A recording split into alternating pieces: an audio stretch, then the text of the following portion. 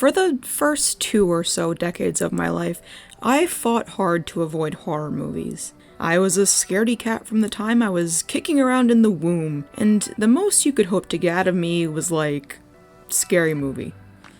Scary Movie 3. But then... So how long has this been going on, this thing?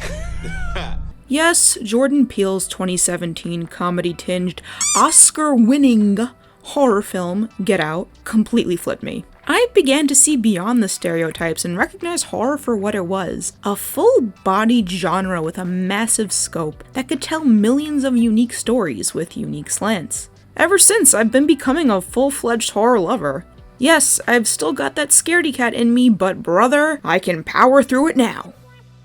For cinema.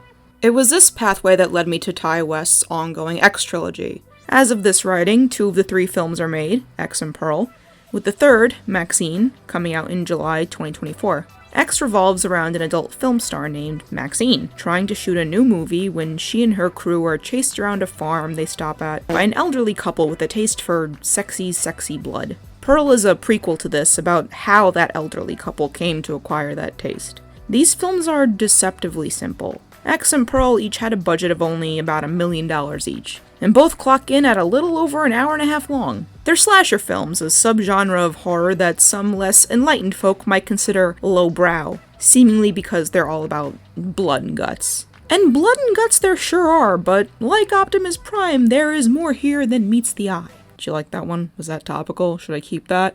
I don't think I should keep that. And boy oh boy did these movies take off beyond their humble beginnings. They weren't box office smashes, sure, but they both made over 10 times their small budgets back and have already had a pretty big cultural imprint. There's a lot of reasons for this, but I do think that one key component was that the slasher in these 2 films was a... woman. Someday, perhaps, an actual woman will emerge, and they will no longer exist only in the realm of myth and maybe. Yes, despite the long and lurid history of the horror genre, you'd be hard-pressed to find a good amount of high-profile slashers with killers who are girly girl, lady sister chicks. Now, why is this important? Well, we gotta talk about the coquette shit. I'm sorry, it's a big part of this. You can hold my hand if you're scared. The coquette internet trend, including orbiting terms like girl blogger, female manipulator, and so on, is a movement around a certain type of female identity. I touched on this in my Mean Girls video, so you can go watch that. Coquettes are often sexually and romantically ambitious, emotionally unstable, and often mentally ill, often feminine, and adhering to styles that are demure and sometimes almost childlike. It's hard to really pin down the movement into just one thing, because it feels like each adherent to it will give you a different definition. And unlike, tomato girls or whatever they're talking about on TikTok right now, there's a decidedly insidious underbelly to this particular style. Coquettes and girl bloggers have a lot of intersection with unseemly corners of the internet. Think like pro-Anna communities on social media, gender essentialism, trad communities encouraging women to be domestic and passive. I want to stress again that this is not universal. There doesn't really seem to be one unifying thesis to any of this, other than that a coquette is troubled, beautiful, and desirable in both those things. It's a way of romanticizing one's life, configuring it into a Melanie Martinez song or an Ottessa Moshfegh novel. I can't capture the scope of it with enough time to get to my point, so I really recommend some more in-depth sources that I'll link in the description. A central factor of a lot of this aesthetic is the concept of female rage. These internet movements often try to regain power in an unfair world by reframing the anger of a woman, even murderous, morally wrong anger, into justice against a society that keeps her down. This has aestheticized many a morally gray to outright evil female characters in fiction. Characters like Amy Dunn, Danny Arter, Jennifer Check. Women who have been wronged or suffered in some way, so their violent rampages are understood by the audience, regardless of whether or not they're morally right in and out of the context of their story. I feel like the memes around this subculture, for lack of a better term, only get more intense and popular with time. I believe in women's wrongs. I love good for her movies.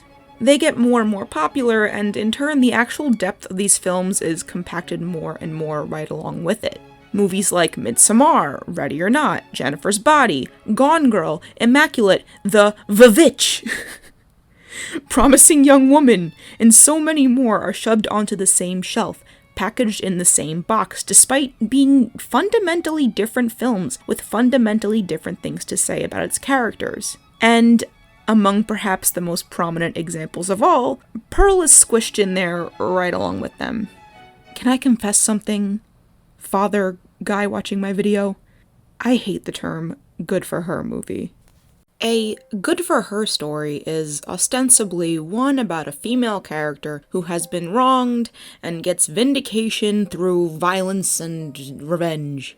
As you can probably guess from my previous explainer, I think the concept grossly misinterprets a lot of these films and does the depth of the writing a huge disservice. One of my most beloved examples is fellow A24 movie Midsommar. Main character Danny endures truly horrific suffering, sure, but as many people have pointed out, her ending is not a happy one. She's smiling, yes, smiling usually means happy, but she's off the deep end and stuck in a cult. She is obfuscating her pain with a cult. This is, to use a technical term, bad.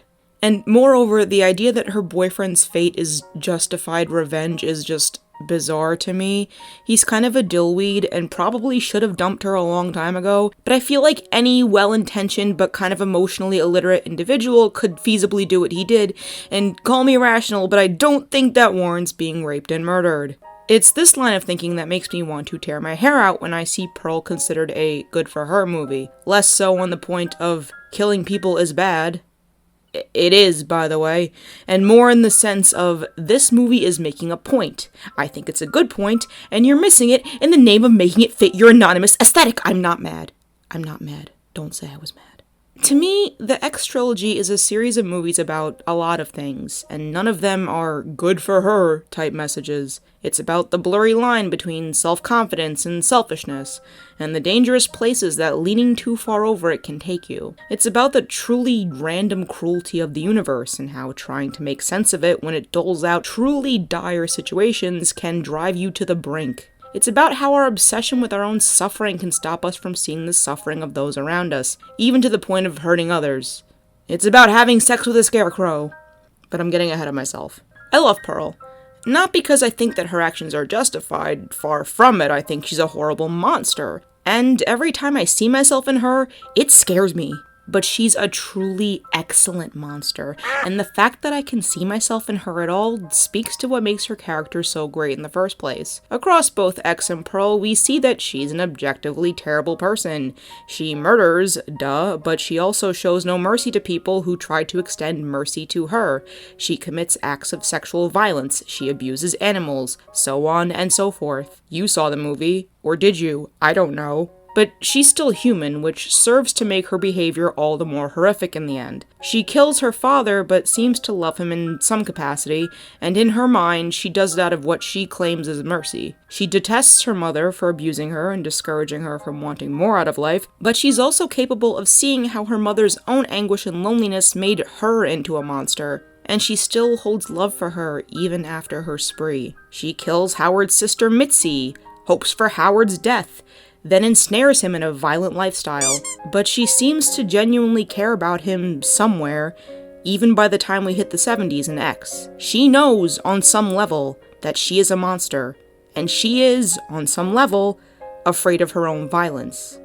But it doesn't stop her. The zenith of Pearl's terror, to me, lies in the fact that she is relatable, and this is part of why she's become such a mascot in the aesthetic-based corner of the internet. She is the villain, but also our protagonist, and Ty West writes her with a pathos that resonates across all audiences. No one really knows why Pearl is the way she is, least of all her. But her surroundings are certainly part of the problem. Her motivations revolve around the fact that she was born into a life that makes her unhappy and isolated, alone on a farm with an emotionally distant, abusive mother, and a father who she can't really communicate with. If you hear birds in the background, those are birds outside my window. Okay. She is further isolated when her one hope of escape, her husband Howard, decides to stay on the farm and then goes off to war. The flu pandemic hangs over the movie, pushing the resonance with post-2020 audiences even further. None of these things are Pearl's fault. She didn't choose this life that makes her so miserable. This is something that happens to millions of people, everywhere, in some capacity, every day. Life is entirely random, and who suffers and who thrives is just as arbitrary. She's facing profound suppression and suffering with no one to truly blame for it. Sure, she resents her mother and Howard for the parts they play, but even she shows cognizance that this goes far beyond them, and they're both wrapped up in tragic stories of their own. Suffering without a perpetrator, for lack of a better term, is arguably one of the most painful experiences a human can endure, in my opinion. It's certainly one everyone has been subjected to at some point, because it's just the nature of life. Some people have it heaped and heaped upon them for absolutely no reason at all. And what does one do when that weight presses down on them? How do you cope when there's no one who you can escape, or hold accountable, or avoid to stop your suffering? How do you reason with the fact that your life is just worse due to random circumstances? A lot of people don't know. Pearl is crushed by this weight, and it's a weight so many people bear and in turn stand to be crushed by themselves. Her ambition is her only respite, and in pursuing any kind of relief, she destroys everyone around her to continue the chase or avenge its failure. But the complexity goes beyond just her and beyond Maxine. The narrative of these films is woven by the thread of ambition, selfishness, and resentment to a murderous fault. Pearl reveals, Pearl at the origins of her murderous tendencies, but by the time X rolls around, her and her husband Howard are somewhere in the area of octogenarians, and they've been living this way for 61 years. Happy diamond anniversary to your murder spree! Yay! I warned you this is gonna be bad. Thank you.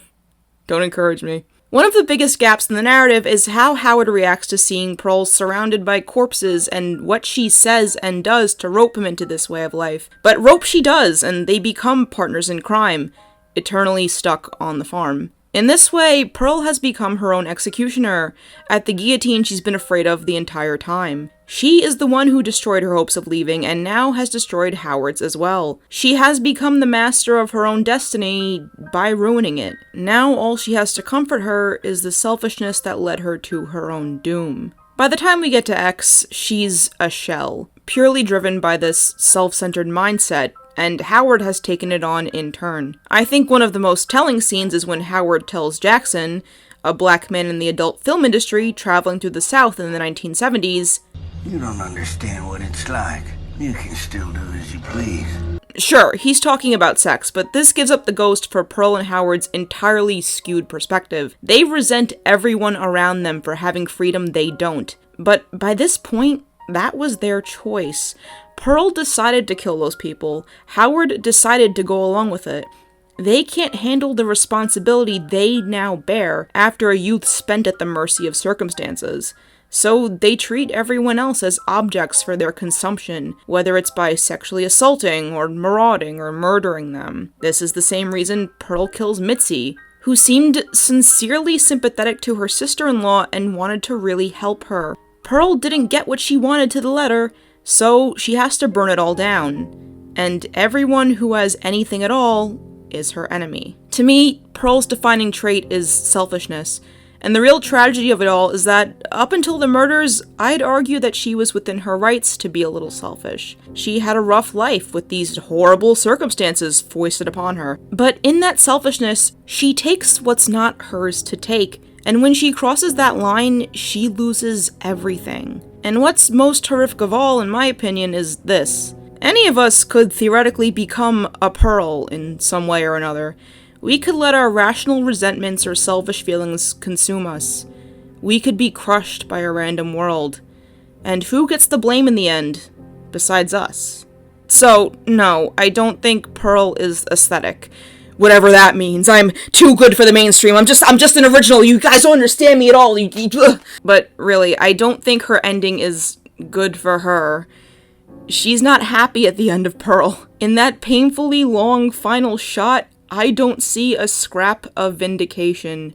I don't see any joy from vengeance. I see an already broken, confused person breaking down further to their lowest level because she's destroyed what little she has, and she knows now that she has truly nothing at all left. And isn't that the scariest thing you can think of?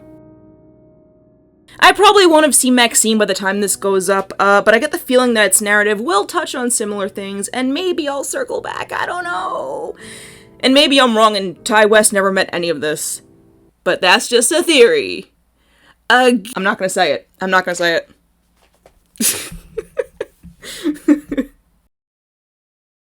Should I have said game theory? No. Are you sure? Would that have made me a hack? Well, could they have, like, gotten at you for that? Like, for, like proprietary shit? Are you asking if MatPat could have sued me for saying that's just a game theory? Yeah, they could. Right? I don't know. Probably not. I don't know. That's a good question. That's my only question. Hold on. That'd be my only reason for not to be.